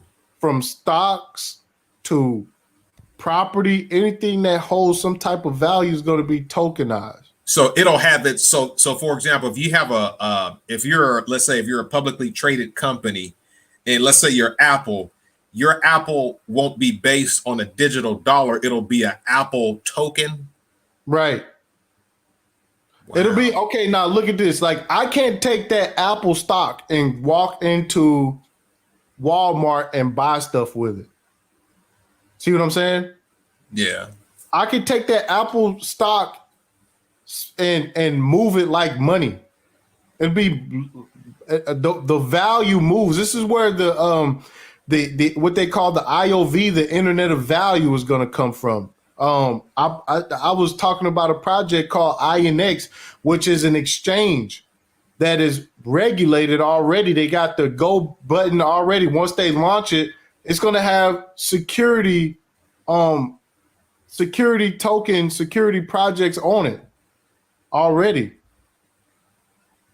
So because it's tokenized with this blockchain technology, a person will be able to buy and sell, and it'll settle a lot quicker, but it'll still remain on the exchange. And if for you to sell it, you would sell it it would go from the token back to the fiat, and then you would still have to pay the fiat digital dollar and use that to buy your goods. But like you're saying, it's still going to have to stay on that exchange. Right. Wait, let me add something to that. I'm sorry. What I was going to say was, I think, like the tokenized, like equities and stocks and shares, the tokenized stocks, they can work that real fluidly with the CBDCs, where like you could sell, get taxed, buy your food or whatever like that for the week or month, and they just take it right out like nothing happened. By the end of the year, you don't no more IRS. So like taxes, none of that shit. Everything gonna be done on chain. It's not gonna be any more under the table money type shit, man. I'm just telling you right now. You know what I'm saying? So this is why it's goddamn critical right now, because the separation from the have and the have-nots are gonna get spread out, bro. Like, it's unfortunate, but that's why it's something that people should be paying attention to. Once again, this is the Logic Sphere. I am your host, TipTycity, with Mr. G and Mike Jones joining me this evening. If you are new to the channel, subscribe, hit the like button, and share it with your people. So how do you, so like me, myself, you know, I am definitely probably one of the poorest people in this space as far as how much I make, you know, in income. I work a lot of hours, but, you know, I make pretty much like minimum wage. So when we talk about have and have nots, if you're in the crypto space, if you're new in the space, like what would you guys' advice be to a poor person like myself that doesn't really have a lot of funds? Like, what would separate me from the have and have nots if I'm already in the crypto game? How much do you think a person needs to have established now to be more, you know, more close to the side of the actual haves? Yo, you want to take this one? Oh, yeah. Well, my thing is just understanding what's going on first, right? Before you even spend a dime or a penny or whatever, you need to understand. This is why I talk about the internet boom. When they had the internet boom, a lot of people made a lot of money, not because they spent a lot of money, but it's because they understood what was happening, right? They didn't have to invest big money because they understood the internet is coming, online commerce is coming, a company called eBay is going public, a company called this is going public. How much Amazon would you have to have bought back then to make good money now, right? Just over a 10-year maturity rate. You see bro, what I'm saying? nobody in their right mind would have bought, like, imagine buying like 1,000 shares of Amazon in like 2003. If you had the money. But that's what I'm saying. But first you had to understand and know what it was. That's what I'm saying. Like, this is currency. Right? We look at currency, but a lot of these protocols and things, these are systems that have been put together. You know what I'm saying? All the smart contracts, distributed ledger technology, all this stuff is more than just a currency, right? So once you start to see that, it'll open your eyes to what's actually happening. This is one of my gripes with a lot of the crypto stuff in this space is that it's a Bitcoin or it's Ethereum or it's an XRP, and we only going to talk about price, but they never get to the technology, how it's going to work, who it's going to work for, and how it's going to affect you in your personal life moving forward. So, yeah, you need to be rich in understanding first. Don't be rich with digital assets because you're going to, you know what I'm saying? You may hold an L on that, right? So that's my advice. I don't advise anybody. I did that. I jumped in, I threw 10 grand in, lost my ass. I had to learn how to swing trade to get my shit back. You know what I'm saying? I had to learn the hard way. So if I would, to be honest, if I just had the discipline to just sit down and learn, I would have missed that bull market. By the time I learned everything, I would have been getting in during that bear market. See what I'm saying? Just that's how I look at it. It's gonna be so much opportunity coming out of all of this in the next 3 or 4 years. Like you really can take a few weeks or 3 or 4 months to like learn things. Yeah. Well, I have a good position now. I was just thinking about, I have a pretty decent position now. I'm probably really fortunate, but I took a lot of risk. And so I think the reason why it's hard for people to get into crypto is because when I heard people talk, like a lot of people it does sound like and don't get me wrong, I've invested in the ISO 22s, all the big ones, none of that Dogecoin, none of that stuff, like all the real serious ones. I watched all the videos and I started to understand the real utility. And of course, I have a decent position in Bitcoin as well, because I understand that's a pretty strong store of value, as far as I know that many people do believe in it. But I think the thing is, it was hard for me to finally make that decision, because like when I tried to talk to people about it, because most people I know are like myself, sort of low education, low income, things like that. They don't really believe me. It's like, oh, surely that's not possible. How can something go up, 10x, 1,000% in 1 month? It's so hard to believe. People think you're joking or you're just making up stories. And I've always been an honest guy, so I think people trust me when I say it, but they don't trust that it'll last, and they see the boom and bust, Right. And so, yeah, I definitely did the research. If what everyone says turns out to be true, no, I would be pretty fortunate. But I think a lot of people do believe that the government is very restrictive, and they think that somehow, any funds you have may be confiscated. So that brings me to one more question I'd like to think.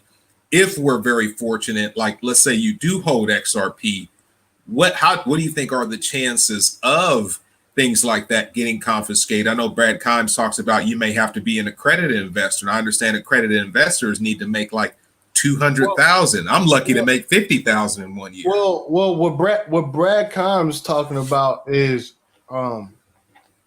getting involved with I believe it's Uphold. Oh yeah. Where you can get into early investments that are going public. Now,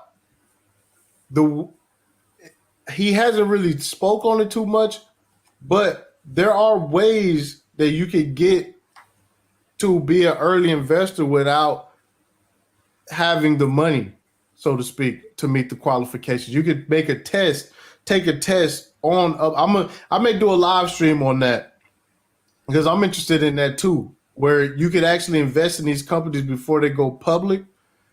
What you say? What's the name of that again? It's Link2 is the company that allows you to purchase, I guess, what they call private equity. Yeah, private equity. Like pre-IPOs, stuff like that? Well, this is before they even go public. I think it's LINQTO. Right. They offer like a course, and you can take the test with them to be able to invest in there. Um this is how you get that Nas and them. They have those investment With groups. Coinbase. That was crazy. Yeah, when he bought in the coin, but see, that's what he did. He was able to go in through something like Link2 and buy Coinbase before they went public, and I think it was like $30 a share. He went in with Oh, 3 million. The damn thing opened up at damn near $400. You know, I bought 2 shares when it opened, and I seen it go all the way down. Oh man, yes. I get alerts on it, but I haven't bought into Coinbase just yet. I sold mine, but yeah. Yeah, nah, that's usually, oh damn, I hope you ain't sell it, man, because at the end of the day, you will probably have to hold it until it rides back up and like the next boom. Yeah. I mean, I would say Coinbase would be like a fake Bitcoin ETF, but like in my eyes, Coinbase played themselves as a company by like just getting involved with the shit coins too much and like not really pushing like the whole decentralization, and they turned themselves into a business and they're a bank now, so you can hold your, you know, you can collect your coins with them. Yeah. Coinbase, they actually do have a bank charter, if I'm not mistaken. I think they do have a bank. Yeah, charter. they do. Them and Kraken. Yeah, them and Kraken and yeah, a couple. Okay, of them. but so you guys say that, but help us out here. So like I tried to talk to Kraken. I said, so could I get my check from my job direct deposit to you guys? Like you can't really do that, can you? It's not like the type of bank. Yeah, you can. You can. You can. There's a bunch of ways to if you want. Okay, well I can help you with specifically Bitcoin. So the service that I use, because I run like a 1099 kind of business and work on the books. So basically, you know, I'm on the books money. I basically just buy all Bitcoin. I go to swanbitcoin.com. Yo, am I cool to drop a link in the chat? Yeah. All right, cool, man. I'll drop a link where where I buy my Bitcoin. So basically, I could buy like a portion of my weekly paycheck in Bitcoin, and I can get it converted to Bitcoin once a week, and it can just go straight to my wallet, like auto stacking Bitcoin. So now when I work, I earn my paycheck, and I also found out it works for me to save more because now I ain't got enough for that extra, you know, ate the weed or, you know, my extra fucking, you know, little impulse buys. So I found out that I've saved a lot of money. You know, I've saved like a few $1,000s just in Bitcoin off of my weekly paycheck. I hope I'm kind of like drawing a bridge here because I mean I'm not a rich man. I still work. I mean I'm building my my financial independence retire early package right now. I mean I put a lot into Bitcoin, but you know to an extent it's how you allocate your basically how you want to allocate your assets and everything like that. It's a lifestyle change. It started as a lifestyle change for me anyway. You know, I mean, this bull run has blessed me a lot. You know, not to the point where I'm, you know, flying high like that, but I haven't lost a lot, especially even in the 50% drop, and that's more or less thanks. You know what I'm saying? We up over there. Like, that's why we don't bother time. Yeah, I got in a little bit early myself, luckily. Yeah, I got in August was when I got most of my positions were last year. So I was able to I was very fortunate. And I dumped my whole life savings. So I felt like I was being dumb, but I was like, I'm so poor, I have to take the risk. And it worked out. Man, that's what's up, man. I ain't even gonna tell y'all what I did. It worked out though. it worked out. I don't want nobody to copy me. I don't want nobody else to get you know what I'm saying? They might not be so lucky. Yeah, that's what I'm saying. Like I don't even want to tell people what I did, man. But yeah.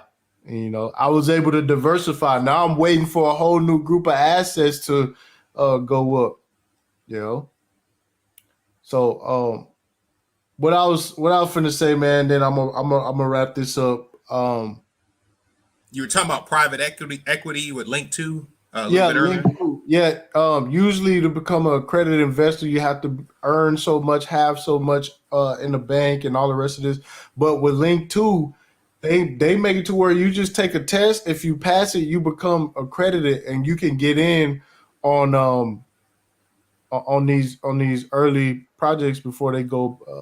What would make you an accredited investor? Like, would they do any kind of like background, like check your paperwork, credit I'm score? pretty sure some kind of KYC stuff involved, but they don't look at how much money you have or if you have or your holdings or whatever. They just go off what you know, and if you are able to, you know what I'm saying, then you can come in and just buy. Yo, you know what's crazy? You guys know about like the whole PPP loans, everybody getting busted and everything like that, right? Yo, so like the fintech apps, any of you guys like tuned in, like subscribe to Erica Williams channel? Erica Williams. Yeah, She's like a business guru. Yeah. All right, boom. She's long story short, she was talking to this one dude and they were talking about the fintech apps, like how everybody just being able to get these loans so quick. So you know what I'm saying? There's only gonna be more of that. Like a lot of these apps, they don't even look at your bank account really. They just say like, oh, you did what? So you're gonna do this? Okay, so here, take this money right now. And then they basically like an algorithm already like pre-organizes what the hell they're gonna like lend you in the first place. And they can project what your business or what you expected to make in revenue. And like it's real crazy, like these apps and stuff like that. So I think like maybe Link 2 might have something like that, or maybe like an algorithm like that, possibly. Well, yeah, they more like I said, like private equity. So yeah, it's like super early investors. Like I believe Kraken, they just sold out. Like Kraken just dropped their pre-IPO, so they're sold already. well, yeah, they sold out. They sold out at this level. Like the next level, because I believe they just announced that they was going public. So now they get to go to the next step. But see, Link 2 is that first step, the private equity. Then the next step is the pre-IPO, and then they get everything wrapped up and they take it out. Now, are you familiar with the bit license situation? Yeah, I'm here in New York. We got that. They got the whole bit license thing. So how the bit license works, it's like in New York State, you got to pay some money. New York is like, it's a pay to play. That's a shake. So look, check this out. Only 3 entities have that bit license. That's Coinbase, Ripple, and Gemini. And is it Gemini? It is Gemini. Yeah, Yes, Gemini is 3. Yeah. Gemini is Kraken. Are they? I think there's a separate entity because I know Gemini is their own entity. I think they're based in New York. Gemini is even based in New York. Wait, okay, so supposedly 2 of them already are finna go public. And I know Coinbase went public already. Ripple is in a lawsuit, which is funny. And the other one is already in there. So they're pretty much saying that they the only 3 companies that got this goddamn bit license. And y'all got to remind me not to put Bitcoin in the title no more. YouTube is not like that, dog. They watching us right now. I'm seeing the numbers right now. They not. I'm pretty sure nobody got the alert on that. Oh man, they hating, man. But but the bit license, they chased out a lot of the ATM operators, a lot of like the small guy ATM operators. Say you had like maybe like 2 or 3 machines in a laundromat in the cut. They was coming and more or less every like fraud transaction that was on your machine, the FBI was gonna nab you and basically like give you like a RICO 848 charge for your ATMs. So that bit license, like it was like we're not even. I mean, I think it wasn't a bit license, more or less like it scared a lot of the ATM operators out of nowhere. Because I don't know, like where you at? There's a lot of Bitcoin ATMs, or you see them every now and then. Like look, here in New York, there's probably like one. There's probably like one. They got them goddamn Bitcoin ATMs, and the fees on them are outrageous. They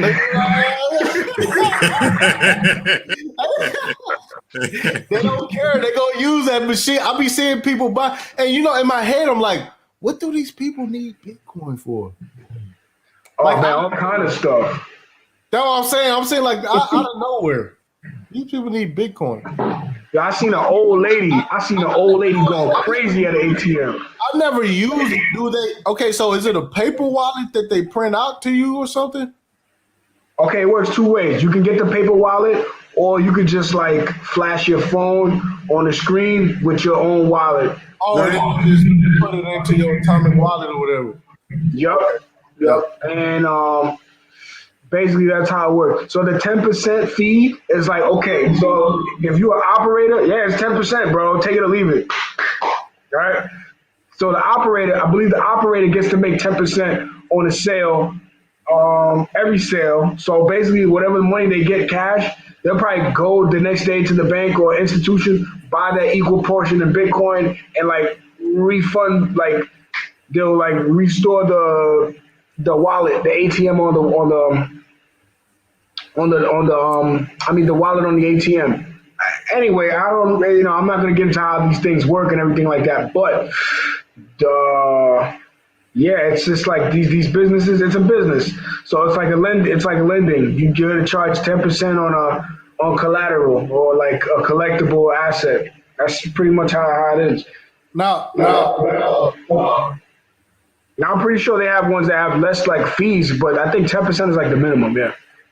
Sometimes they go as high as like 18%. I heard.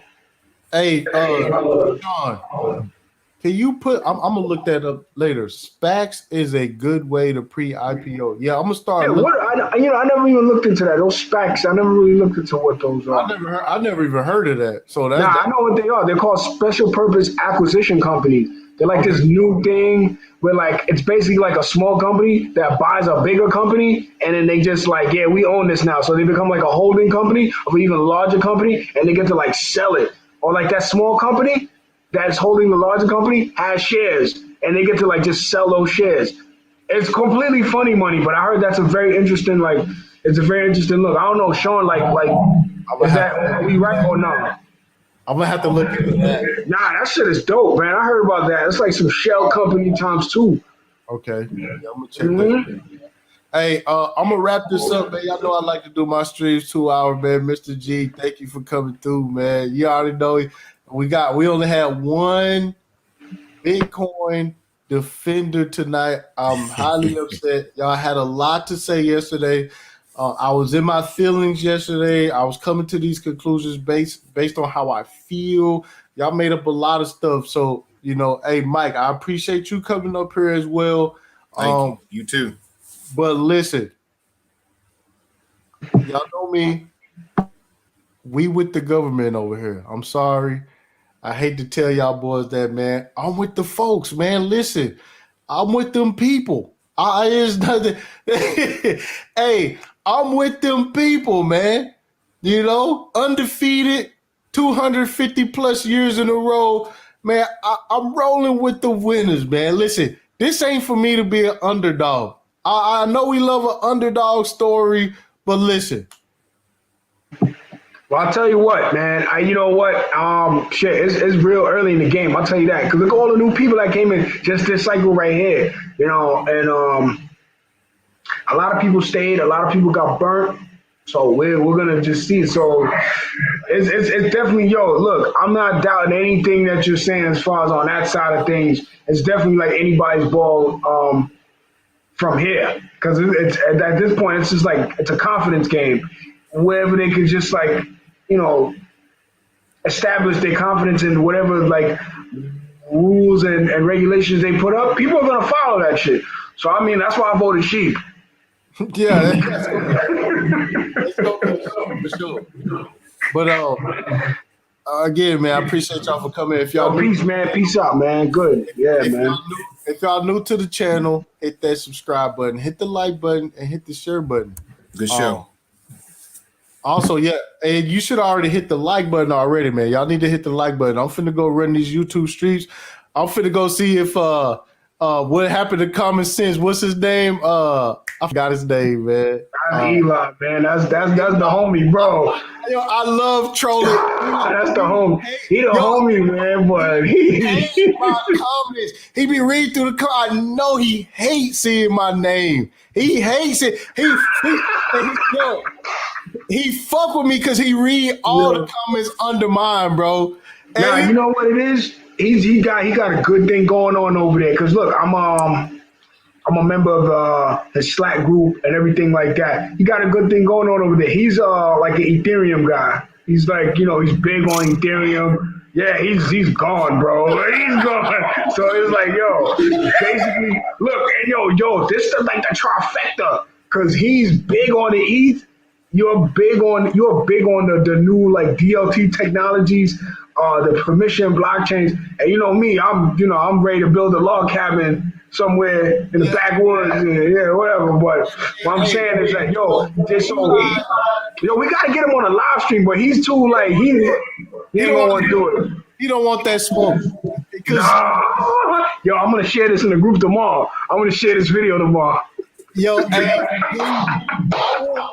I want Eli to come through to the Logic Sphere so we can talk about Ethereum's long list of failures and postponing. And that'd be good. Yo, I do want. Yo, you can't tell that dude nothing. Ethereum is just taking over the world. I sit there like, damn. But I like a lot of his. I like the way he goes about like basically developing like the channel and everything like that. And I think like basically we got to get together and start talking about it more. Like as far as like, yo, look, not for nothing. Like right now we in a mini bear market. They're gonna remember our faces, bro. Right. They're gonna remember like who was here talking and saying what when everybody had no. You can go back to the last bear market where I was showing people. Oh yeah. You can go back and see, like we was making good investments. I'm not crying about the price of Bitcoin. I'm still way up. Bitcoin will have to go down to $4,000 before I start to feel any kind of hurt. You know what I'm saying? Look, yo, Mike. It's like the one first cycle you go through, you'll be fine. And not for nothing, I dropped like a link in the chat to where I go and buy like Bitcoin, like from through my personal accounts and everything like that. So it's like basically like how I allocate my earnings for long term. It's perfect. It's better than a savings account for me. It's worked out great for me so far, and it's basically earned me more interest because like at this point, it's not about getting rich quick for me because I've already if you have a skill to sell, I'm a truck driver, right? Yeah. So it's like if you have a skill to sell or whatever like that, you can always maximize or demand more out of the market, right? I would love to pick up coding, at an advanced level or being able to read code or read script. I've dedicated like small amounts of time to it, but not as much because I'm mostly on the road, and that's what my skills are. Like I know how to fix a truck from dead to start. Mm-hmm. So it's everyone that your skills. You can demand more from your skills in the market. We're like, where do you live, bro? If you don't mind me asking. Oh yeah, I'm in Kansas City. Like over here, most people I know. Over here, gosh, most people I know are lucky if they make $30,000. See, 40 that's the grand. thing. That's the thing. So yeah, that's basically what it is. It's like in region and everything like that, and access to like if you're in the city, you get access to more money or whatever like that. But that's basically what it is. As of right now, in this economy, it's turned into like a gig economy. So everybody's gonna have to basically like get their skills and try to find a way to like sell their skills on the open market. You know what I'm saying? Yeah. That's all I got to say for tonight. This was good. Appreciate it, Mr. G. Thank you. You're welcome. Hey, try to get Eli over here, man, because man, I'm gonna get him over here. I'm gonna try to see if I can drag him over here. I'm gonna troll him all the way over here. Yo, he first of all, he don't want the smoke. He just don't want the smoke. That's the last. He don't read my super chats. He read them and it's like, fuck, right? He even over here. Like, I just stopped messing with the dude because he do be having. He got his own way of doing things. He got different beliefs than me, but I like to just see where you at. Do you really believe? Like, I would like to see him be challenged or somebody to challenge him because he pick and choose who he challenge, right? So he'll point out the dumb motherfucker out the chat box and flame him. You know what I'm saying? I want to be the person being flamed, but he always skip me, dog. I was like, man, I know you see my comment, man. Bro, I know this YouTube shit is an art, bro. You gotta pick and choose, man. Yeah, you picked the wrong person. You fucking go viral for the wrong reason. No, but yo, that dude is an Ethereum maximalist. I do want to see. I do want to know where he's staying with all this regulation. I'm gonna try to see if we can get him over here. Maybe, possibly, if he's down for a chat or whatever like that. We'll see what's up. Yo, it'll be a good look. It'll be a good look for everybody just to get, because like not for nothing, we gotta get it like the pot bubbling, right? We gotta get it bubbling. Hell yeah. Yo, he said, I'll never forget this, because when he do an XRP stream, I'll be right there to fuck. You know what I'm saying? And he told me, he said, I said, but Bank of America is a Ripple partner. And he said, so? I said, what do you mean so? He said, here's the thing. No, he said, Bank of America is a business. They'll take anybody's money. I said, you think Bank of America needs Ripple's money? They need Ripple services though. Some people they're not going to see it, and it is funny because like I said, in the long term, you're going to be looking around and seeing missed opportunities. I miss opportunities. I let the Bitcoin maximalist steer me away from what could have been an early XRP investment. XRP was 10 cents. I seen it go to $3. All because I'm not at this point. I mean, I'm aware of the technology, the fundamentals, and everything like that. And I got a couple dollars to gamble. Fuck it, right? So I wouldn't necessarily. It's just like the new people coming in trying to like gamble straight away. That's like, whoa, we got to draw the line somewhere. But if you got like a couple of dollars and you're aware of the technology and you know how to stick and move, go for it. I'm not, here to stop nobody's money. Right, but see, that's the thing. I bought that's the banker's coin. That's the back. I'm like, y'all right. We got to go against them. And I went along with that narrative, and damn, I watched that shit run up to $3 or something. I'm like, man, that shit was 10 cents. I watched that motherfucker. That's when I first like, man, this goddamn banker coin y'all told me not to get to, man. God damn, look at it. Yo, I'm about to take it down myself, man. But look, I'm gonna try to push this out there and see what we can do, man. Getting it together. It's just healthy debates, man. Like I said, we got different theories, different ways to go about it, but hey, I do want to have those discussions because most of this goddamn crypto talk is just fucking price speculation and shit, bro. Like, yeah, I'm trying to get out the price speculation, because it's not conducive to any growth. Right. And nobody knows where the prices are going to go. Really, if people guess, and they're mostly off.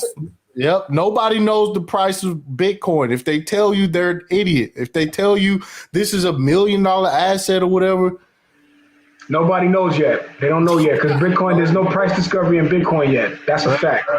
Right. Bitcoin can be worth damn $2. Right? Hey, look, listen. I'll catch y'all later. I'll probably go live again on Monday. I do appreciate everybody coming through, showing love. But yeah, we out. All right, peace. Good show. All right, peace, bro. Thank you.